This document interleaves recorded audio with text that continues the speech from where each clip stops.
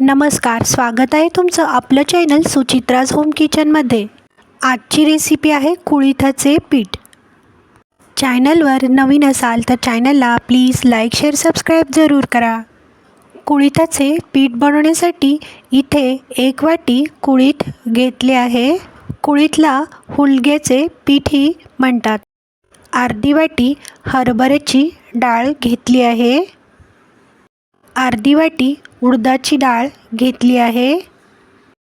2 ते 3 चमचे अख्खे धणे घेतले आहेत।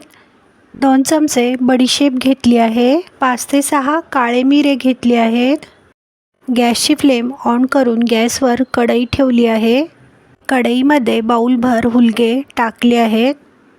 हुलगे छान मंद आचेवर भाजून घ्यायचे आहेत। हुलगे भाजताना चटचट असा आवाज आला पाहिजे। कुळीथ तुम्ही जितके जास्त छान भाजाल तेवढे छान कुळिथाच्या पिठाला चव येते। इथे तुम्ही पाहू शकता कुळीथ छान ब्राऊन कलर होईपर्यंत मंद आचेवर भाजून झाले आहे। भाजून झालेले कुळीथ एका ताटामध्ये गार करण्यासाठी ठेवायचे आहे। कढईमध्ये अर्धी वाटी उडदाची डाळ टाकायची आहे। उडदाची डाळ छान ब्राऊन कलर होईपर्यंत भाजून घ्यायची आहे। भाजून झालेली उडदाची डाळ गार करण्यासाठी ठेवायची आहे। अर्धी वाटी हरभऱ्याची डाळ छानशी ब्राऊन कलर होईपर्यंत भाजून घ्यायची आहे। भाजून झालेली हरभऱ्याची डाळ एका ताटामध्ये गार करण्यासाठी ठेवायची आहे। अख्खे धणे छानसे भाजून घ्यायचे आहेत। धणे 1 ते 2 मिनिटं कढईमध्ये छानसे भाजून घ्यायचे आहेत। धणे गार करण्यासाठी एका ताटामध्ये काढायचे आहेत।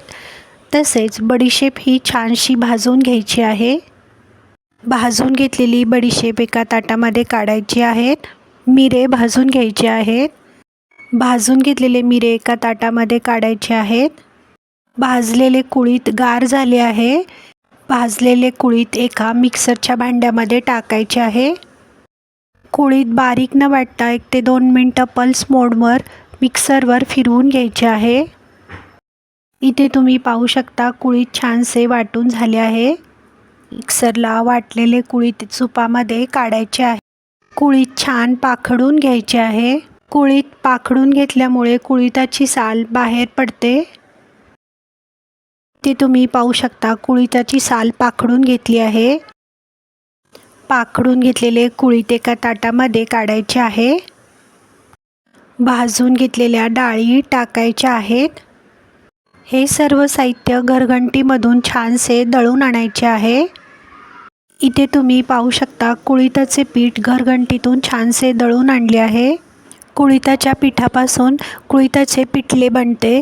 कुळिथाचे पीठ आरोग्यासाठी उत्तम आहे। व्हिडिओ आवडल्यास व्हिडिओला लाईक शेअर सबस्क्राईब जरूर करा। कमेंट बॉक्समध्ये कमेंट करायला व्हिडिओ पाहिल्याबद्दल धन्यवाद।